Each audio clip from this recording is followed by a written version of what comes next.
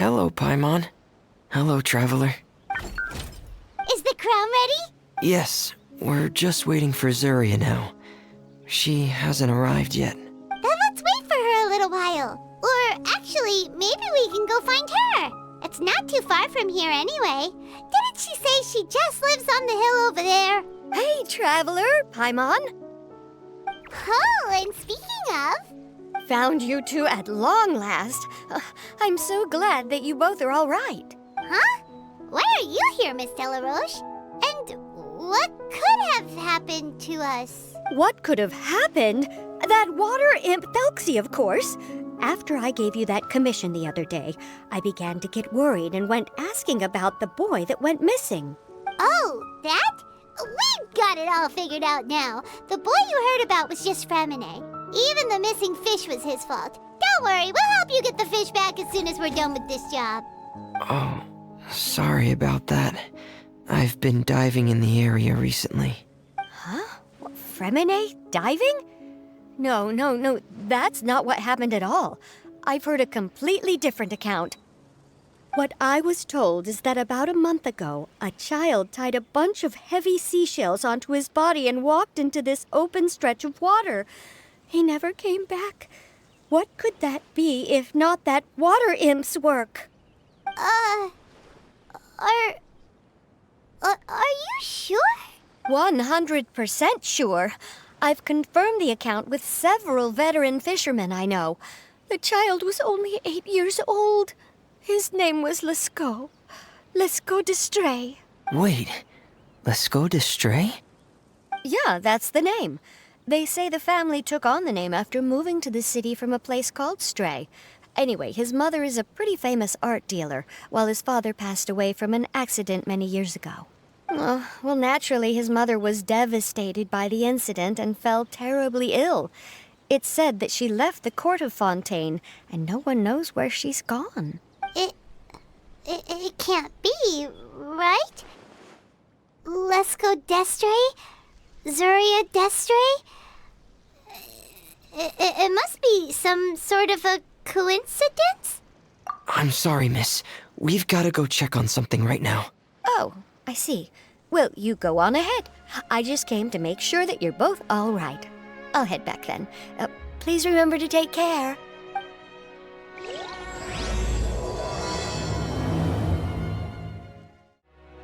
Excuse us. Is anyone here? Is this Madame d'Estray's place? Who are you? I have a patient here who needs quiet bed rest. Please leave us be unless you have anything urgent to report.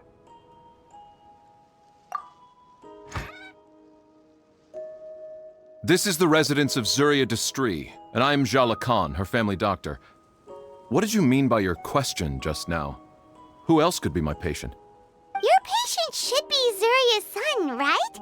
She told us herself that her son had contracted loneliness syndrome. No, you're right. Young Master Lescaut did have that illness once upon a time, but well, the young master's no longer with us. And now the Madame has come down with the same illness. Are you her friends, by any chance? Oh, so when she had requested time to go out over the past few days, it was so she could spend them with you. So, if I'm understanding this right, the one who's suffering from uncontrollable delusions is the Madame herself? She believes her son is still alive? That is correct. When the young master disappeared, she was organizing an art exhibit that she had specifically prepared for him. But since she had to leave the house, she was unable to see her son one last time.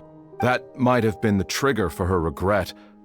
Or perhaps the family's fall into loneliness and grief was inevitable as soon as the old master passed away. First the son, and then the mother. But how could that be? She really looked like she had a handle on everything. Her smile was so lovely, and she even told us to stay optimistic. But you're saying... Those actions are proof that she can no longer differentiate between fantasy and reality. Then all the other things that she told us about her son... Were those fake too? No, those were all real. Although they were all things that happened before the young master left us for good. Madame's time has just never moved forward since his passing. I see. So after her son left, she created a fantasy world where her son was still with her. She was looking for a way to cure his illness when she ran into us. She has been in a good mood the past few days, even humming a song when she returned from her stroll. She even began discussing with me the idea of using deliberate guidance to ease the illness. It was all going well, until last night. She spent a whole night staring at the shell the young master left behind, and the words that he had inscribed onto it. Then she broke down once more. I prescribed some sedatives, and she's currently resting.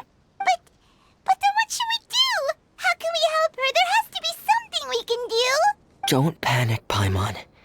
Even though this is a devastating piece of news, we must all calm down first. What should we do? I need to think. I need to remember the old house of the hearth and the children who lived in it. Those patients and what their doctors said back then.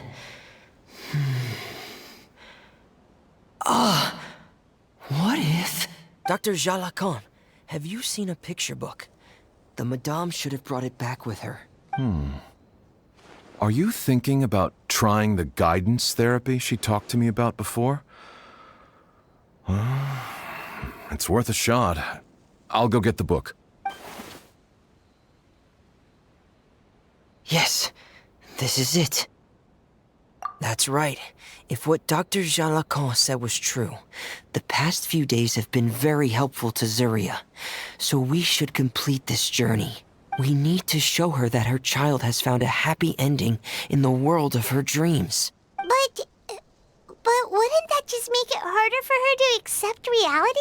One must first face reality before accepting it. The Madame has been crushed by her feelings of grief and can no longer bring herself to face reality. Our first priority would be to get her out of this state. Right.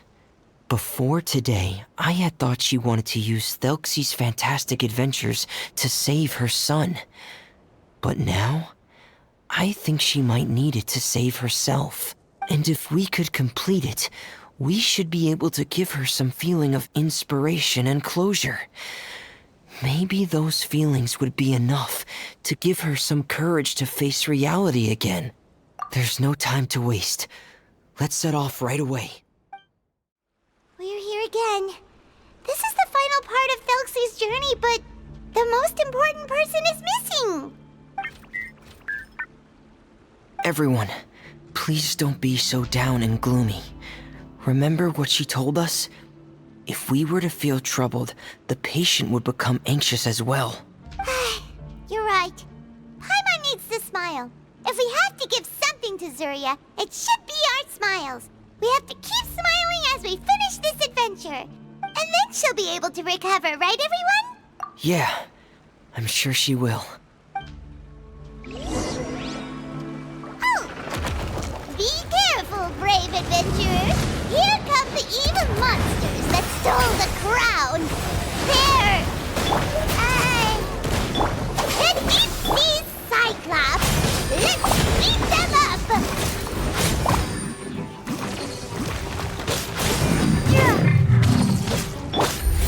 Watch out, everyone!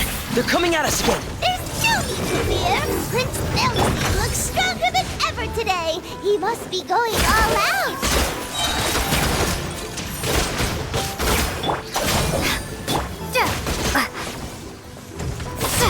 Wipe out! Busted. Let's wait for delivery. I'll settle this. Oh, this is the final enemy, right? We'll reclaim the crown for you now, Your Highness!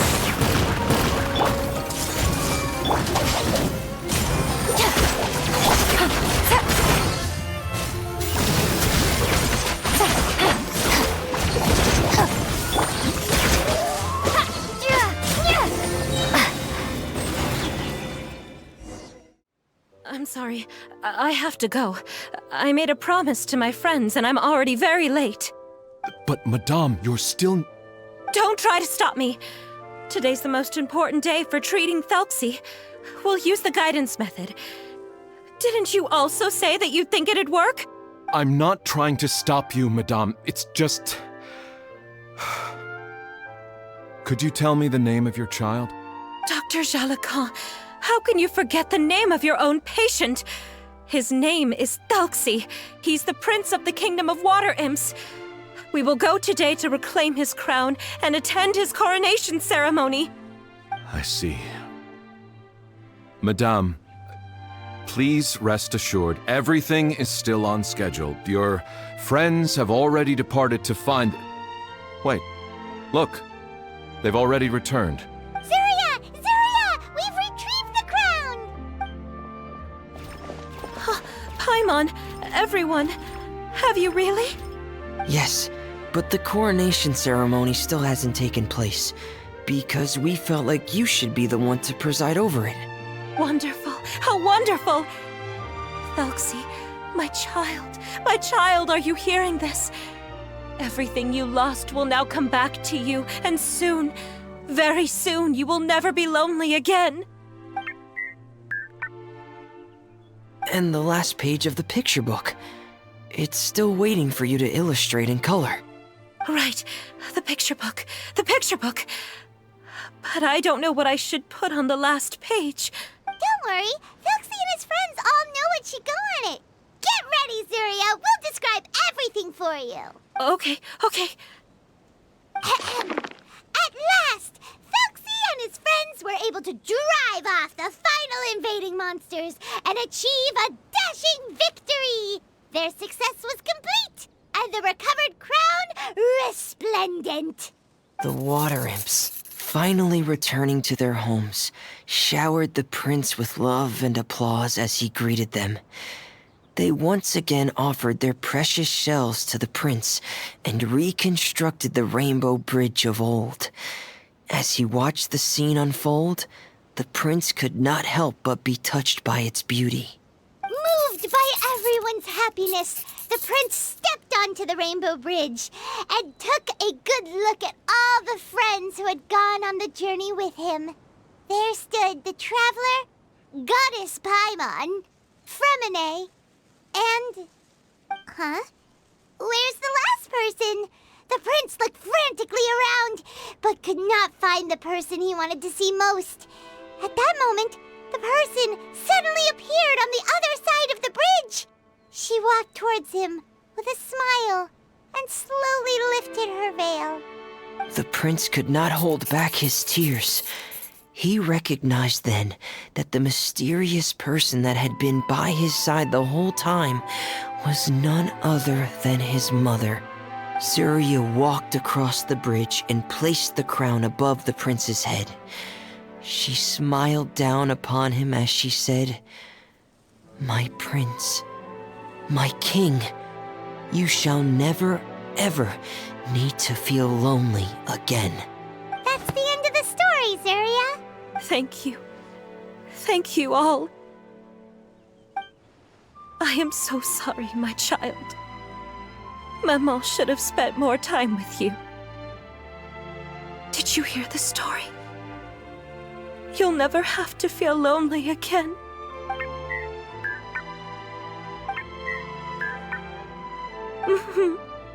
Maman loves you too.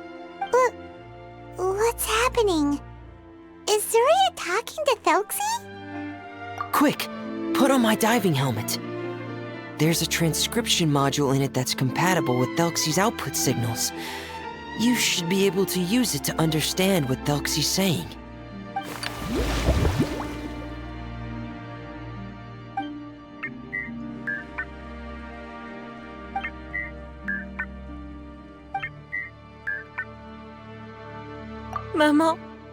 Maman loves you too. But I love you more, Maman. What? Did you see something? Maman, I'm getting a little sleepy.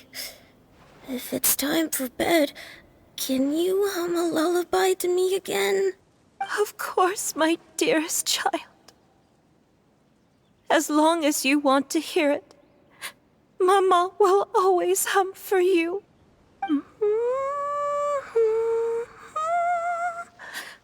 Thank you, Maman. Your lullaby has always been my favorite. Now that I've heard it, I can return to my dream and to the kingdom of water imps in peace. My poor darling. Please don't forget. I will always love you. My love is greater than the entire distance between here and the kingdom of water imps. I won't forget, Maman. And so is my love for you. Greater than the entire distance between here and the kingdom of water imps. Good night, Maman.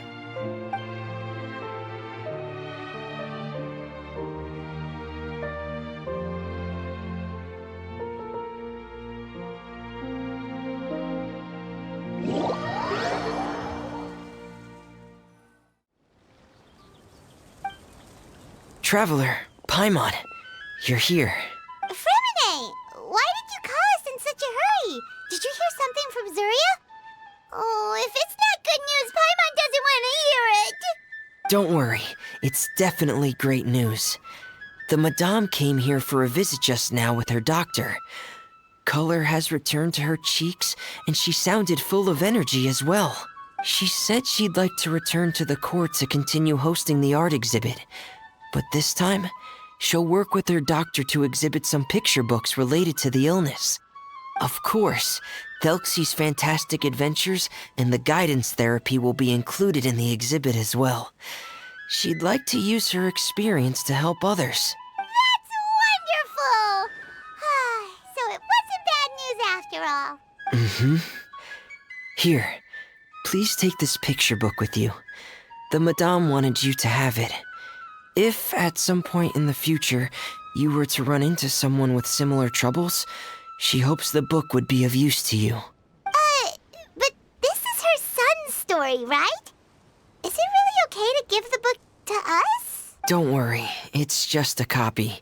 She still has the original. It's extremely important to her. Alright, then there's no problem. It feels good knowing we've contributed to something important. Paimon definitely didn't expect the fantasy adventure to be so useful. Paimon was a little worried about how everything would turn out.